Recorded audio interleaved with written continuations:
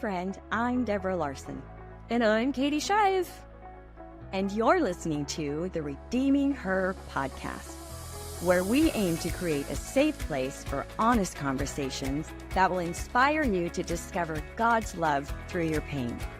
Our goal is to help you reframe your story and find freedom for the future. So grab a latte and maybe some Kleenex, and let's dive into this week's episode.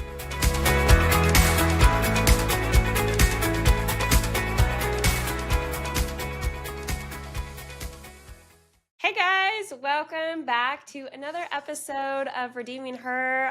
I am one of your guests this week, Katie Shive, and I am joined by two of my favorite people. Who's on my right? Hi, I'm Kelly Stark. Deborah Larson. If you guys aren't watching, that's the key. You guys got to be watching this. Go over to YouTube and watch it because it's way more fun to watch it in real life than to listen. But we're so excited to have you just a little bit of time with you today, whether it's morning, noon, or night. And we're really excited because we have Kelly with us. And we're going to be dragging her back into the conversation a lot more as our goal, just to bring some more perspective and just another voice. But Kelly is really been behind the scenes and helping us launch our show, all of the details, putting it together, making us look good and sound good. And we just decided that we need her up in the front as well. So Kelly, welcome to the show officially. Thanks for having You're me. in. This is scary. I feel like there's so much pressure, with thousands of followers. I want to make sure we do the right thing and say the right thing and serve these friends, Everyone's going to love you. To know you is to love you. So you're in good company. Back at you, sister.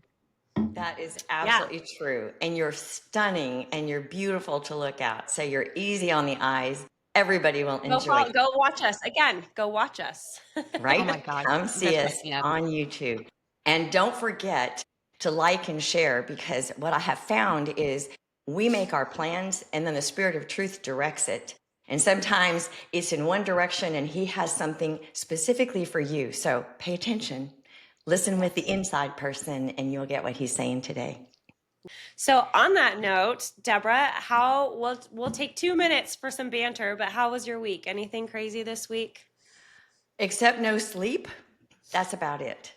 No sleep is not any fun. But as you and Kelly work way into the late hours of the morning, I get up when you go to bed, and sometimes that can be 2:30 in the morning instead of 4:30 in the morning.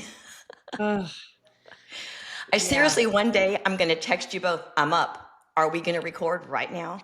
And we're probably going to be like, we're just going to bed, because most of the time Kelly and I will text, and sometimes it's like midnight and she's an hour ahead of me. And she's like, hey, are you up? I have a question. I'm like, I actually am. And occasionally you've texted me in the morning, hey, I'm up. And I'm like, I'm actually up too, because apparently we don't That's sleep. when we find that quiet time. Sometimes that doesn't interrupt our process and our thinking. That's kind of what I'm talking about this morning I got up super early. I was going to head back to the gym, and then I'm reminded, oh, I have blood work. How exciting to fit life into all this entrepreneurialism. Yeah. And we're thinking, how do I get this in? I got to get back. Well, I got to give up something else.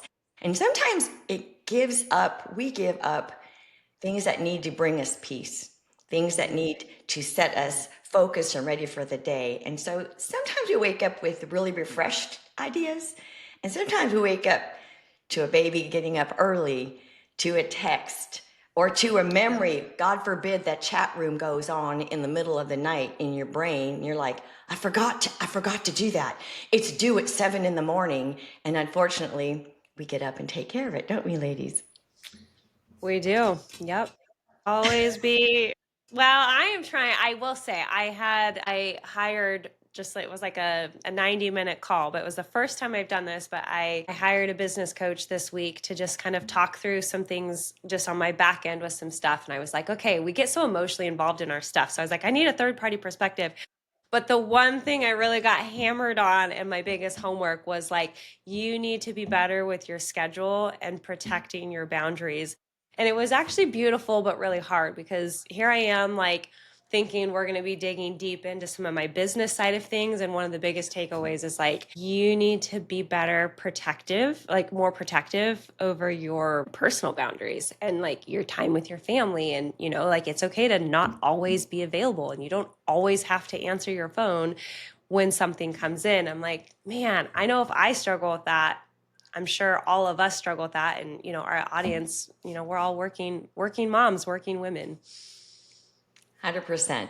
And Kelly, you had some changes in your life recently with your husband picking up some more busyness in the schedule. I was just gonna say, Katie, it's like boundaries. What are those? I don't even know what those are, honestly, you know? Yes. Yes, I mean, I think part of our lives are it's like it ebbs and flows. And my husband did just start a new job.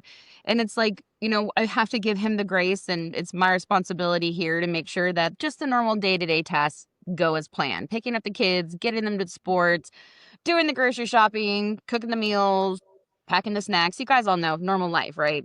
But I think the hard part is when you have so many different schedules and so many different dynamics of people in the house that you lose a lot of yourself. You lose Mhm.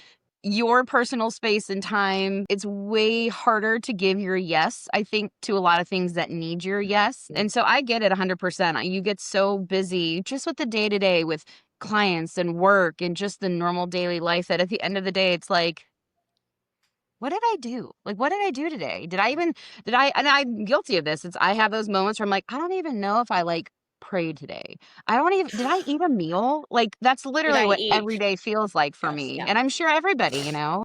Yeah. Yeah, whether you're Well, working for someone else or for yourself. yeah, and I think too, at least for me, is I like as much as I am craving those boundaries and I need to be better at doing that because I love to say yes also. On the flip side, if I'm being like brutally honest with myself, I also am like a chronic, like I love staying busy. So it's like I almost don't know what I would do if somebody said, "Oh, take 3 weeks off and just sit on your thumbs and read." Like, I mean, case in point, between leaving my corporate job and then starting my own business, I had 3 months off where my husband was like, "I just want to like let your nervous system rest, heal, read, Oh. run, sleep, go to coffee, do whatever." And I had this small window. What did I do? I have no chill. So I painted my entire house, like ceilings, floors, baseboards, like the whole thing. So sometimes I think as women, we default to being busy because we are naturally the like you're saying, Kelly, we go to grocery shopping, we do the meals, we're doing the laundry, like all of that plays in. And Deborah, at some point I feel like we should have you put us in the hot seat of talking about your nervous system. Like I get ready to lay in bed and I'm so jacked from the whole day being Yep. nonstop that I can't just fall asleep instantly because I'm like, I have the worst sleep hygiene. That is a challenge, and it does happen to so many people. Have compromised. I'm not a big TV watcher. I don't care about the shows. I don't follow them. I don't even know how to put the TV on and change the channels. That's how bad I am. Literally, your husband, Kate, walked through every piece, and I'm like, show me this. How do I fix this? What do I need to do here? It's like, Oh. oh, Deborah, we need to put all these security things on your internet. And I'm like, God love you. God love you. You know, I just don't take that time because you're leveraging. Do I take time off? Do I sleep? Yeah. Seriously, yesterday I did get up at 2:30, 8 or 39 in the morning, and I thought I'm going to go upstairs and start writing. Well, my brain wasn't awake and I couldn't get coffee because I didn't want to wake my husband up. So I'm sitting there, I'm thinking, this isn't going to work. This is going to be a long day, a long day. So I wake up later in the afternoon and about 4:30, 5 o'clock, I get back from errands and stuff, and I'm trying to talk with both of you, etc. And he says, so what are you going to do tonight? Are you going to go work? And I looked at him and I said, I have to sleep. And he goes, really? I said, I have to sleep or I won't function the rest of the weekend. And so I have a special room that I prayed in and soaked in a lot of times. So I went to that one after. But I'm like, listen, is it okay if I'm just present in body, but my Yeah. brain shuts off for a minute? And he was like, yes. I said, I'm just going to lay my head on your shoulder here. You watch everything you want because I'm going to take a great nap and then I'm going to go to bed. That's amazing. I was just going to say, I have a friend that recently posted something that stood out to me, the way that she said it, and she's really busy like we are, and she runs a business as well. And normally, like in the business that she's in, you're kind of available being in sales, like even over the weekend. And she posted this video of like out of office for the weekend. And one of the phrases that she put is, she goes, "Rest is not a weakness, it's a strategy." It is. And I loved that, because I think in a culture of hustle, in a culture that celebrates, we really do celebrate busyness. How's your week going? Oh, I'm busy. I'm good, but I'm busy, right? But that's kind of our default. And so I actually have been kind of marinating on that, for lack of better words, of like, rest is a strategy. So when I'm feeling like, oh, I got to just do one more thing, I've been reminding myself, like, no, you can go to bed. It's okay. Like, and often, I don't know about you ladies, but when I actually do enter into that place of rest, it's where Jesus like actually can come and refill my cup. If I never sit down, I never have the chance, like you said, Kelly, like, did I pray? I don't know. I probably wouldn't have heard him because I just didn't stop. So I think we have to rest. We do. And that's kind of what we're talking about today is, how you can start your day. It can start with chaos. It can start with peace. For me, I had to go back to what I know, methods and patterns that work for me. Basically, I'm not a good sitter. And I recognized that I had all this energy built up from thoughts, from jobs, for not getting things finished. And I told my husband, I need to go back to the gym. And he's like, well, you have all this upstairs. I said, I do, but I'm in my house, and my house is captive right now. And we have to recognize our environments. And when we do that, it's like, how do I slip into that place in the spirit? Like you said, you're asking, how do I find peace? How do I shut my brain and my body off?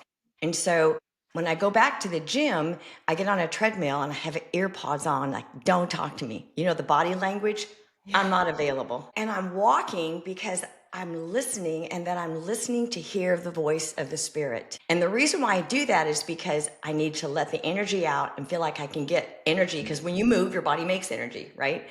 And so I'm just moving. And I remember him saying to me, I think I shared this before with y'all in private. One day he said, I miss my runs with you. I miss my time with you, because you're isolated. Your phone's not ringing. You're not in a group where you have to comment or be on a podcast or what have you. You can just be in a place. But what I noticed is, like, millennials, they put music on like crazy. They're listening to podcasts and they're working. I'm like, how do you do that? And then he shows me, well, you move and you listen, and then you tap into me and you're working. And I'm like, but I'm working from rest. And that was the biggest thing, is like, how do you, in the middle of your meetings, Kate, you're on them all the time. Kelly, you're with kids, you're on Zooms, you're talking about with all your clients, you do photography and things of that nature, making all these appointments, shifting everything, and working on social media. That is a lot of shift, right? In an instant. How do you shift that and decide, hey, I need to set this aside for a minute, and I need to just come here. I need to close everything out, even if there's chaos, kind of like listening to headsets, and yet still coming to this place of center. Now, when I say center, I'm not talking about the new age version of that. No disrespect to those who choose that. But center to me is literally about coming into a guidance and a plumb line where the truth is. I'm not looking for my inner authentic self. I'm looking to rest that person. That's a difference to me. I want to rest that inner person, because she's the one that shoulda, woulda. She's the one that can't shut off. That's what I want to do. And so I learned how to do that by literally talking to him. I'll give you a short example. We went to the gym, came home the other day, and I get a text right as I finished the gym, and it's from my friend in North Carolina. And it's got enormous, beautiful interpretation of a dream she had that included Ray and I. And I just went, whoa, this is heavy. Like, wow, I don't know what to do with it. And what I heard, because I read or I listen to learn, I listen for the voice of truth. I told my husband, I will listen to a donkey speak if that is how God is going to give me a sliver of truth. So when I hear, I'm like, where are you in this? Where are you in this? And that has become a default for me, because if I don't, I'm going to tell you right now, my brain and my thoughts and my experience will flood in with so much energy, I will be exhausted from my own thoughts. Yeah. Right? Absolutely. You've been there? The head traffic, air traffic control right up here. Yeah, it There you gets go. like I mean, Kelly, I'd be curious to hear what you think about this, but it's almost like it's like a discipline. Like you really have to Mhm, be intentional mhm, with, hey, rest is value. Rest isn't, like we associate work with productivity. The more we work, the more productive we are. And a lot of times I've actually learned if I come at it, like if I actually go to bed or go for a walk or do something and I come back to it, there's actually a reset that happens. But I think, especially as like moms with younger kids, like you have to be really intentional and then you have to be really protective Mhm. over that, or it doesn't happen. Okay. I have a funny story I was gonna say. So every year there's this women's conference here in Fort Worth, and I try to make a point to go because even though I don't want to go, let's be honest, I don't have time to go. I know once I leave, I have such perspective. I feel so connected with God, and it's weird that I have to give myself permission to go to this thing. And Right? so Yep. the this past one that we just had, my husband was out of town. I had both kids. I like got him to a babysitter and I'm like rushing around. And this thing started at like 10 o'clock. I literally left my house at like 9:50. I'm like, I'm not going to make it there on time. And I get there and everybody's sitting down. There's like 300 women there. I'm the last one to walk in. And I swear I sat down and the speaker's like, okay, so today's topic is rest. And I literally did one of these. Like I threw my head back and I was like, I hear you. Okay. I hear you. I get it. Noted. You know? And so I will say we talk again marketing strategy all the time. I live in marketing strategy, but I think there's like this beautiful, almost like emotional strategy that Mm, also requires a lot of our time. And I know, Deborah, you talk a lot of this about, just kind of like processing what your day and your priorities and things like that. And I think for women, especially for us, like again, I'm gonna go on my rant here, but I was really bad at like Sundays, it's supposed to be a day of rest. And in my mhm. head, I was always like, well, it's all the things that I didn't get to do. It's your Laundry's catch-up day. resting and dishes are resting and picking up all the clothes and doing the normal life and things like that. That's all rest, right? Yeah. But then it's like 11:30 at night and my day's over and I really did not rest. I did not rest in the Lord. I did not rest, just physical rest. And that whole conference literally was talking about how she's like, I shift my whole weekend. Saturday is my day for dishes and my laundry. On Sunday, she's like, I'm going to take the best nap. I'm going to do nothing. And she's like, and I'm going to rest in the Lord after church. And I just kind of sat there and I'm like, I don't know what that feels like. And it's Mm, very honest. Like, and I'm the same way. I keep myself so busy. It's like, I think I live in a state of anxiety, if I'm being honest. I've really struggled with anxiety for a long time. Emotional strategy here. I literally, after that conference, like went through my day to kind of figure out when is there a pattern, and like 6:40 hits here in Fort Worth, Texas. And it's like, and my Yeah. kids, I have to get them up and then they're grumpy and they're crazy. Mhm. And then it's like, it makes me really anxiety because it's like, I just get out the door, just get to school, pack the stuff, just listen. And you just go through these emotions. And I literally every day would close the door and have this moment. But yeah. I noticed that when I did that, the next 5 hours of my day was this, rush and get stuff done. And I had this like catch up, feeling the whole day. And so after that whole women's conference, I literally was like, what if I just keep Sunday, Sunday? Yeah. Like, what if I Yeah. tried it? And I will tell you that first weekend, I did not touch laundry. And it's hard because it's like you have that guilt. I wasn't able to provide for my household in a way that mom should do it. But I took the best nap at like 1 o'clock outside on my patio. And like I woke up and I cuddled with my kids. We watched a movie. And it's like by the end of the day, I will tell you, I went into that next week feeling so refreshed and relieved, like on a level I have never done it before. And honestly, I mean, it was absolutely divine. And I thought, man, think of how many Sundays I missed that opportunity to really just like connect to, I guess the opposite, to disconnect, right?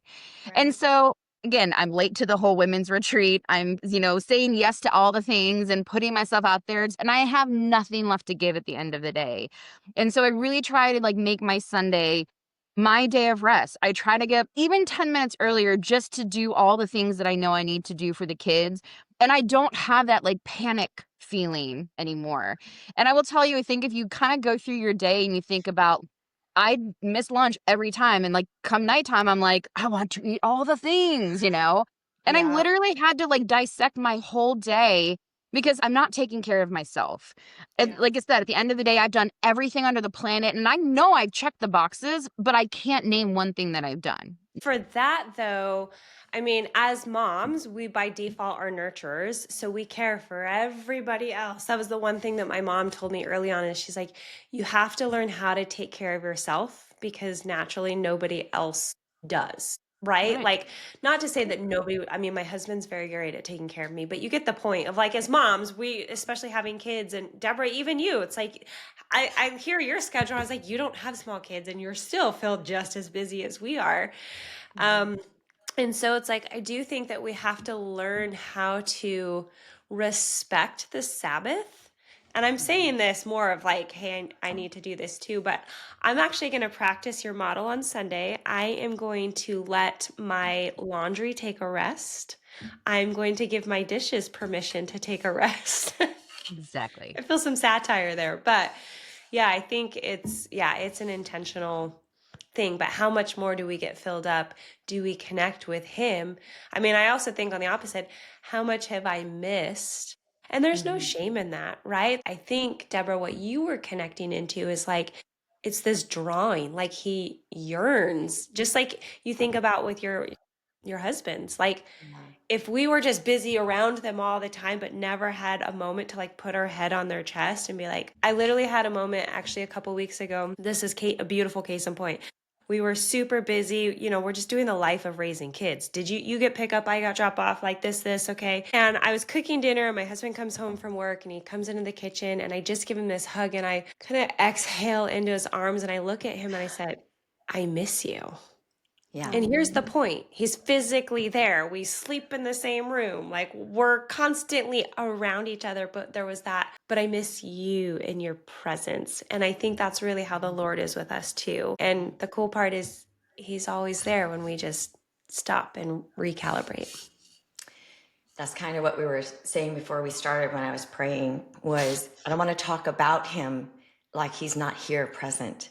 He is here at all times. And that message I got from my friend was beautiful. I was like, thank you for investing in me. Thank you for being obedient to the voice of the Spirit and delivering that message because it wasn't the easy one, And she didn't mean it with anything negative at all. She just knew that I like truth. Truth is my plumb line. Truth is where I stand. It's where I measure my own actions and my own thoughts. And I was so overwhelmed by just the chaos that has been happening. And in that message, the Lord was warning me about 5 assaults. And I'm like, okay, that's an overwhelm. But I love that he's watching after me, even though I'm not sitting and just listening.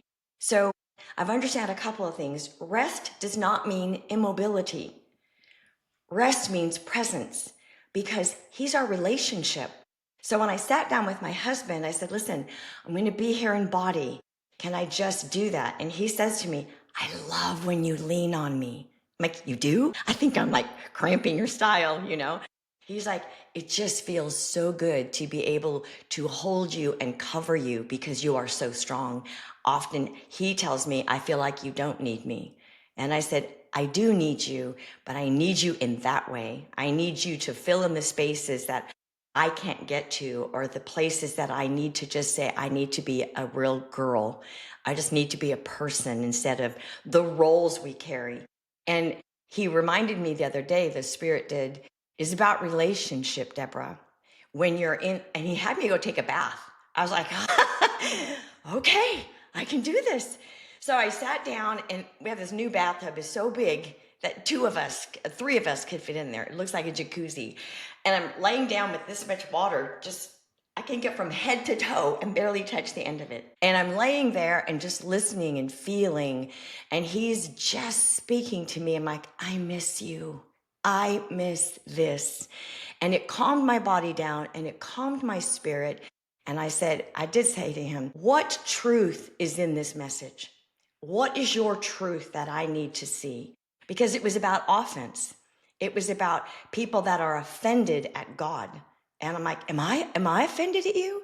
Because I never want to bring a message to anybody, even in conversation, that I'm not walking through myself. Did I pick up offense, Lord? And I shared it because it was for Ray and I both. And I said, I'm not here. You can be open to it. You vet the spirit behind it. You challenge it and determine if that's something for you. I'm not assigning it to you, but I always place value when he's trying to teach me something, which means I'm the student and I'm not the teacher. And sometimes he'll say, this wasn't the best move. This probably could have been said differently. You really don't need to respond to that. I'm like, so is that the open door that the enemy's looking to assault me? I mean, there were 5 specific things. And so when we have conversation with him or in relationship, you will hear him say, truth is relationship. It is presence. I will share with you if you ask me. I will not bombard you with stuff, but you've always been available and asked me for this. So I did. So he says, this is the best time for me. You know, we're navigating those things. And he's like, this is the best time for me. I'll take the bath. So I'm sitting there and he's sharing with me, and literally I was overwhelmed. I was undone and weeping.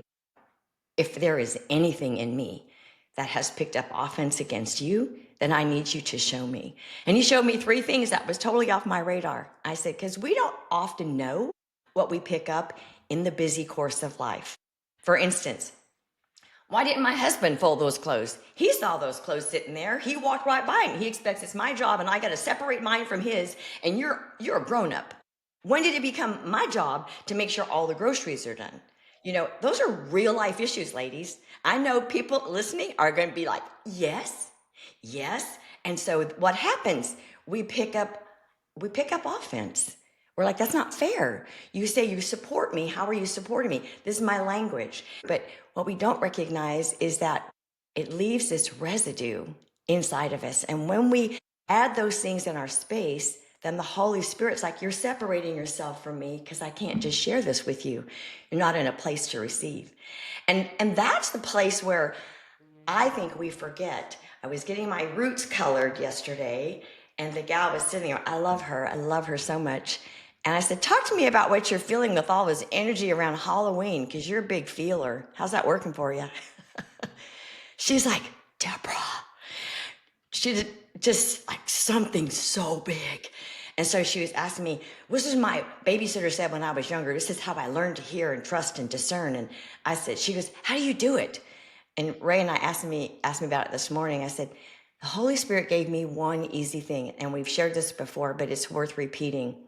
Go to Galatians 5:22 and 23, where the fruit is what comes from the branch, right? The fruit of the Spirit is love, joy, peace, patience, perseverance, self-control. Read it. He says, if you hear a message that is 1 degree off of that, it is not me speaking.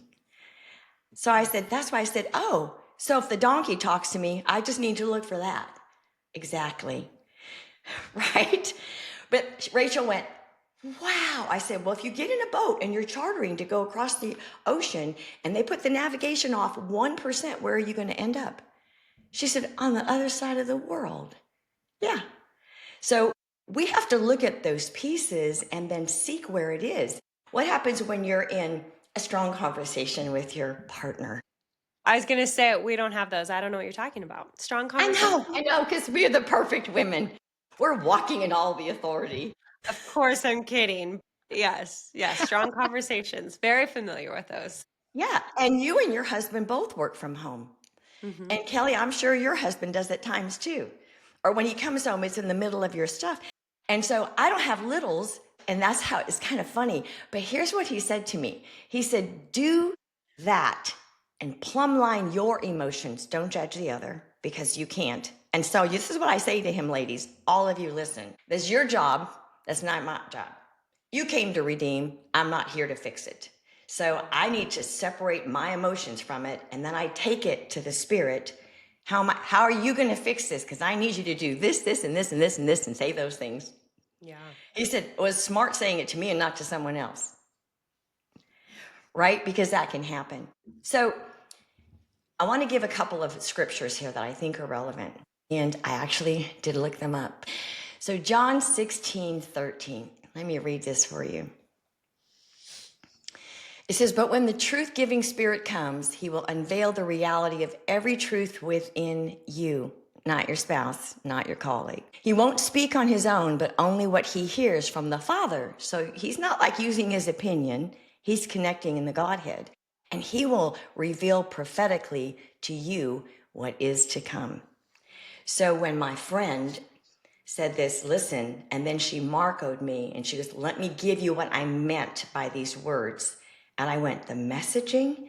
So it's about my messaging? Am I deceiving people? Because that's how I vet those things out. And then he goes on and he says here in Isaiah 30:21. It's like I Do wish it. I knew it in my head. I don't have it in my head. That would be too much space. I have to keep Okay. space. Says, whether you turn to the right or to the left, your ears will hear a voice behind you saying, this is the way, walk in it. Bingo. And sometimes it's an impression. Sometimes it's a feeling, like when I was talking to my friend yesterday, she goes, I just feel. And then we talked about teaching our kids, like your little girl, Kelly, how she's senses and feels and knows and paying attention. And I was going through all my stuff here and I was looking and like, they were my best teachers. Because if we're going to play and rest like a child, they don't care if their toys are all over the floor. Right. They're hungry. I need to eat. No. But when you hear him speak to you, even if you don't know, and he might say, walk this way or not, don't go that direction, it doesn't mean you understand all the resources behind that. It means he's a friend going, hey, there's a car coming across the road. Don't get in the crosswalk. You know, we just need to make him practical so that when that happens, I can be busy. I love creating. Sometimes Kate and I will get in this jag and she'll be like, I painted this. Look, I did this piece of furniture. I'm like, yeah, I'm going to do mine because that is fun to me. That is relaxing. It is not stress because we have that creative moment where all those emotions can come out in a paint job. Seriously.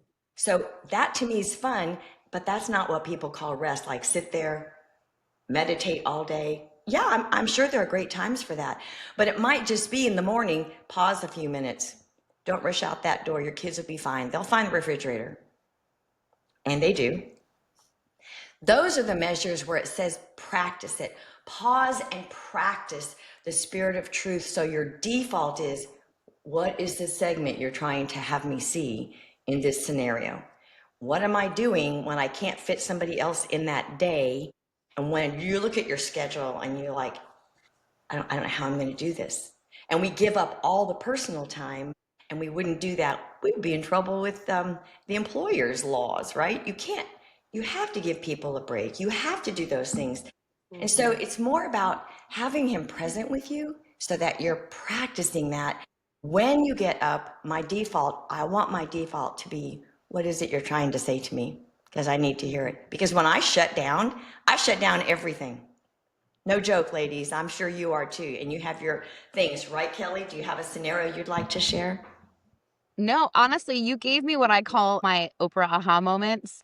You just said, like, oh man, picking up your husband's clothes, picking up your kids' clothes. And if I'm being honest, it's just so much easier for me to just do it rather than scream, Allie, come down, pick up your clothes. And then I do it 2, 3, 4 times. And I had this moment of thinking, you know what? Like, this ties in perfectly. You just totally hit the nail on the head that it's the same thing like with our relationship with God, I think. It's so much easier to just do what we think God wants us to do at any given time. We're doing the right thing by working, doing the right thing by momming, by being the best wife that we can. But I think I'm so guilty of instead of just doing in the name of the Lord, it's the opposite. Like I should be asking him, "Hey, is this what you want me to be doing?" And Yes. so I think you just made me think that parallel of, thinking what I think that I should be doing to provide for my family, for my kids, for my husband. Maybe I should take a pause and ask God, like, hey, is this really how you want me to engage? Am I doing the right thing? So I just thought that was really insightful because I mean, we all do this on a daily basis, you know? And obedience is better than sacrifice. And I can obey without understanding the full project. I just need to do this one step. You know, in Colossians it says in 3:15 that the peace of Christ rule in your hearts. He is the Prince of Peace. When we engage in relationship and remember they are present at all times. If the Holy Spirit of truth is asking the Father, what would you like me to say to Kelly? Then I want to put honor on that. Because, see, we think like, okay, Deborah's talking to Katie. I'm giving you some instruction. Kelly, I need you to do this. You're like, Deborah, I need you to do this. That's great. And it's peer-to-peer, and they are peer-to-peer. But the honor is when we wait on that and like, what are you trying to show me? Now, I will tell you that in that message that she gave me, it literally is about the chapter I was struggling to write and still trying to reframe. And it's like, offense? You want me to talk about offense? And I'm thinking, I thought I did some of that stuff, but if it's me, I work here first and then I'm asking for revelation. Then the next day I parked it because it wasn't done. But I know that as we're learning and unpacking things, that the Spirit of truth will give you just what you need for that moment. Hang on to that, set in that, and it will add on more the next day or the next conversation because you're learning to go here to here. Reasoning, discernment, different. So it's the Spirit of truth that lives in you, not your intuition. And by the way, I will throw this in because he just revealed this to me. Intentionality comes from the soul. It does not from the spirit. Surrender comes from the spirit. I was like, whoa, that's a big word. Intentionality is definitely can connect with the spirit because it has to come from the heart.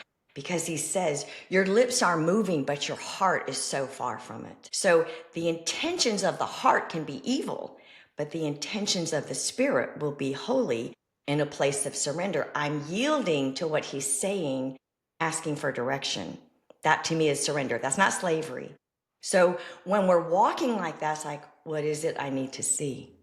Deborah, I'm showing you these 5 things because if you don't shift, these will happen to you and it will cause these things. And then he reminded me strictly about our move. If this doesn't shift and this and this and this will be your outcome. And we get so busy doing the thing that we forget the person. And I thanked him for the direction. I was overwhelmed.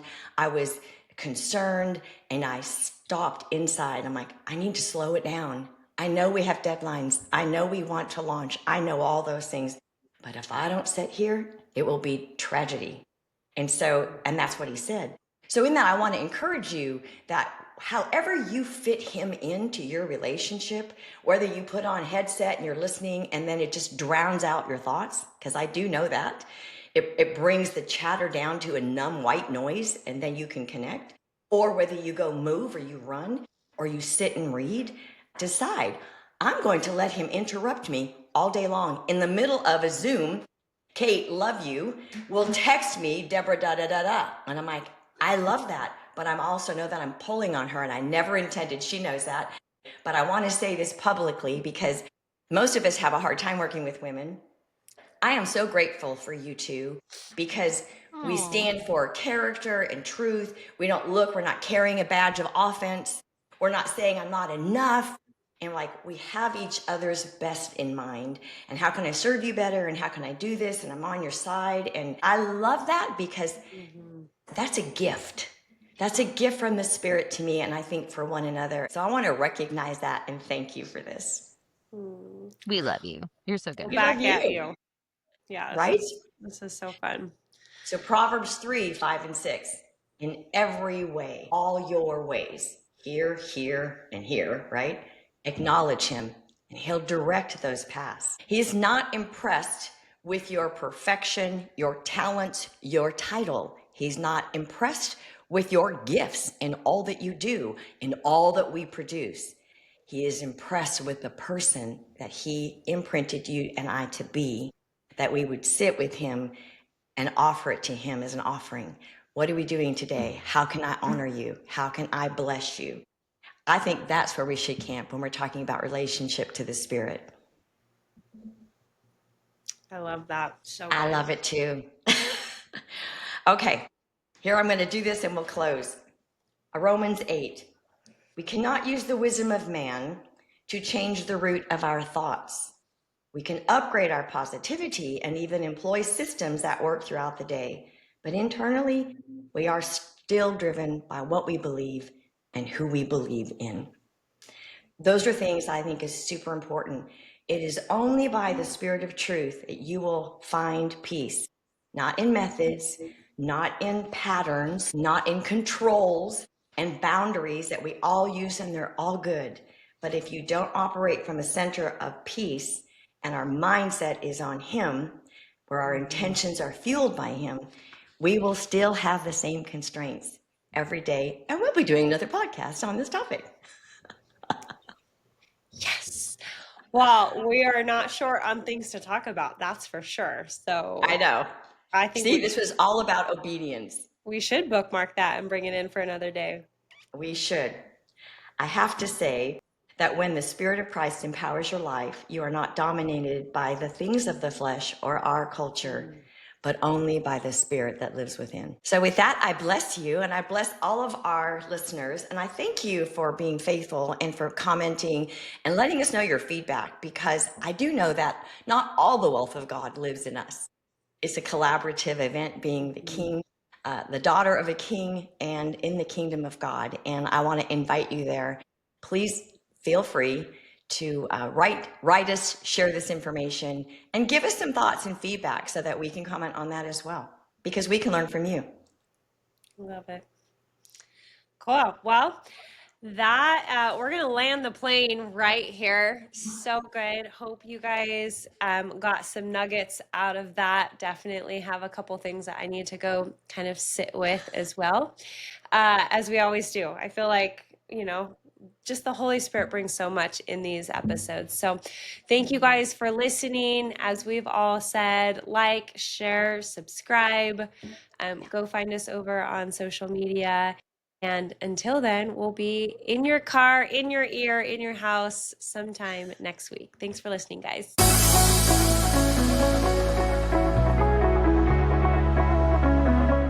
Thanks for tuning in with us. We pray that you're encouraged and find the truth that will set you free on your journey. To learn more about Redeeming Her ministry or how to partner with us, please check the show notes for links or visit RedeemingHer.com. And don't forget to hit the subscribe button so you never miss an episode.